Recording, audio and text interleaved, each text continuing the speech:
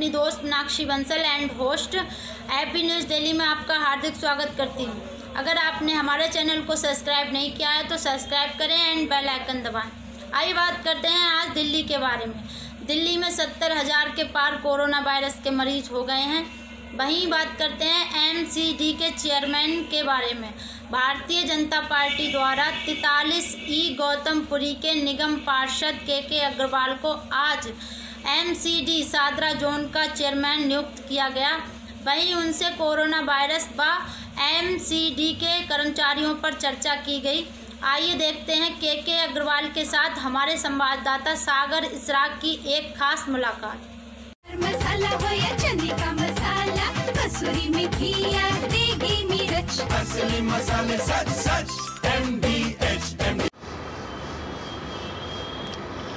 आज हम बात करते हैं निगम पार्षद के अग्रवाल जी से, जो कि वार्ड नंबर 43E के निगम पार्षद हैं। गौतमपुरी वार्ड पड़ता है, लेकिन आज इनको एक बहुत बड़ी जिम्मेदारी मिली है, जो कि चेयरमैन बनाया गया है सादरा नॉर्थ जोन का।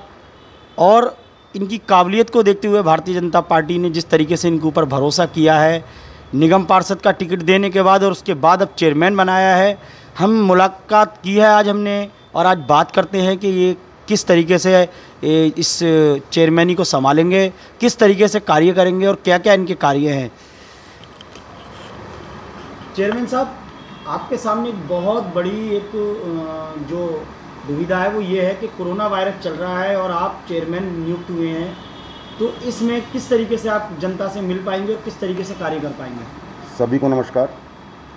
पहले तो मैं आपको ये बात बताना चाहूँगा कि मैंने चेयरमैन पद के लिए 22 तारीख को नॉमिनेशन किया है।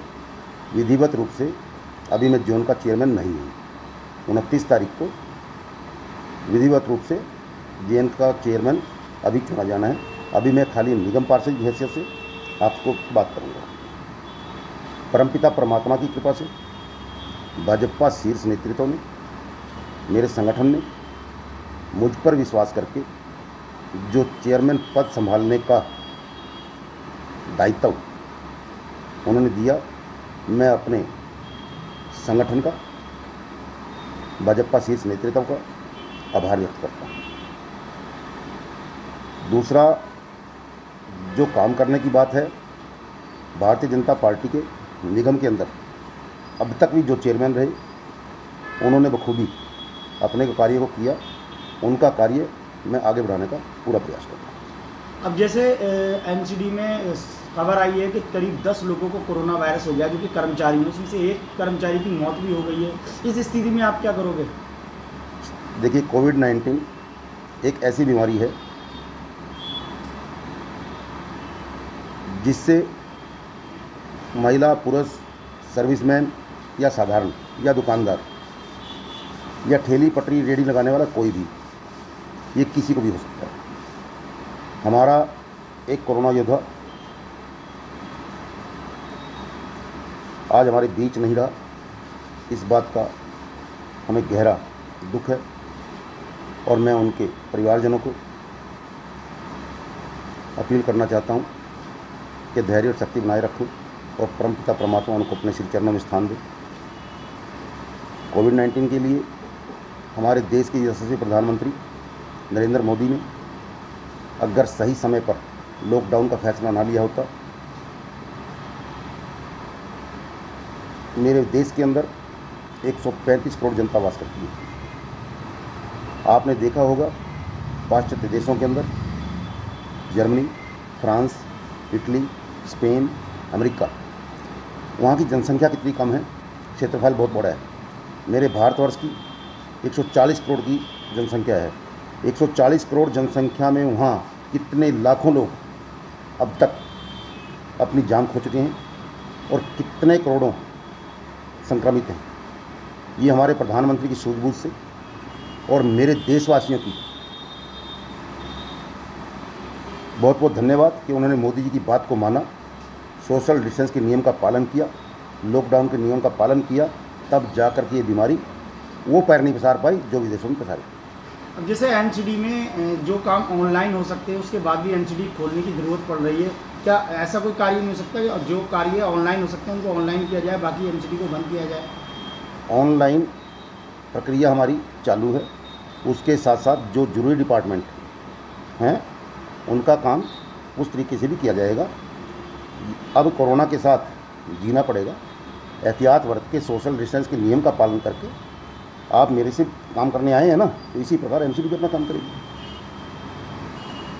अच्छा ये बताइए, आप इस वक्त जब आप चेयरमैन की आप मंडे वाले दिन सुना है हमने कि मंडे वाले दिन आप चेयरमैनी पद आप संभाल लेंगे, तो जो कर्मचारियों में जिस तरीके का डर बना हुआ है और लोग दिमाग में उनके ये भी एक कहीं एनसीडी बंद हो जाए तो ज़्यादा बेहतर है, तो आप यहाँ अगर आपको ये स्थिति आ पड़ी तो आप यहाँ से बैठकर काम करेंगे या आप फिर भी एनसीडी जाएंगे? मैं ईडीएमसी के अधिकारीगण, कर्मचारीगण, चाहे वो सैनिटेशन डिपार्टमेंट के हों, चाहे वो हेल्थ डिपार्टमेंट के हों, चाहे वो यांत्रिक विभाग के हों, सबके सब अपना कार्य कर रहे हैं।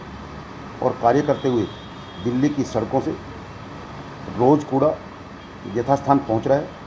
मैं अपने सफाई कर्मचारियों का, अभियांत्रिक विभाग के कर्मचारियों का, साथ में स्वास्थ्य विभाग के कर्मचारियों का हार्दिक दिल से आभार व्यक्त करता हूं कि वो इतनी विपरीत परिस्थितियों में भी अपनी जान को जोखिम में डाल करके जनता जनार्दन के लिए काम करते हैं।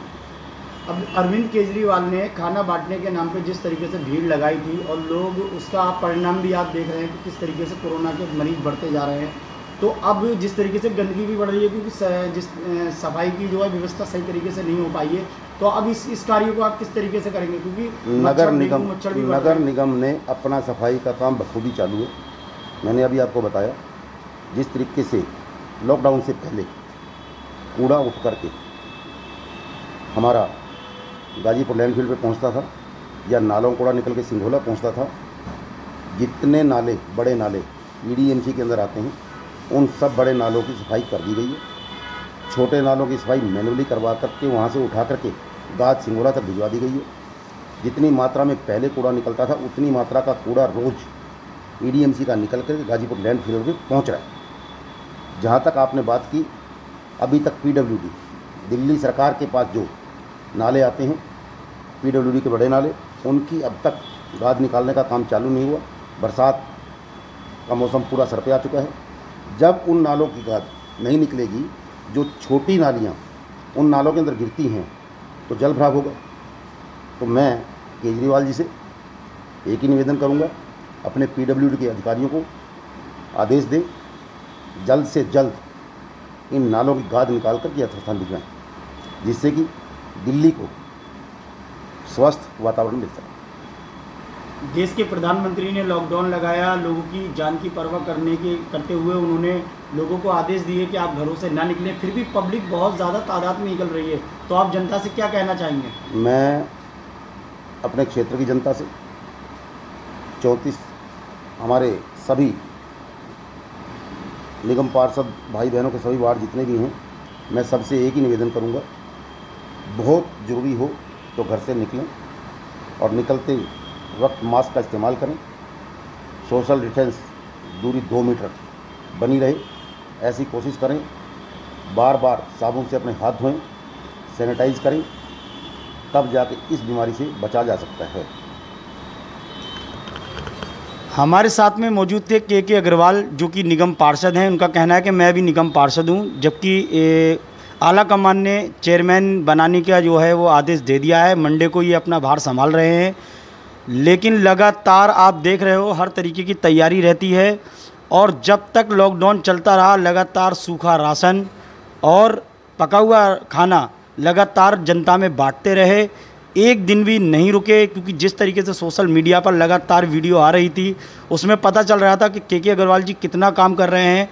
और जनता को भी उम्मीद है कि चेयरमैन बनने के बाद भी ये उसी तरीके से ही दिलो जान से मेहनत करेंगे और काम आएंगे। जनता के काम आने वाले निगम पार्षद जो अब चेयरमैन बनेंगे, तो वो जनता के काम आने वाले चेयरमैन बनेंगे। मैं सागर इसराक, FV न्यूज़, दिल्ली।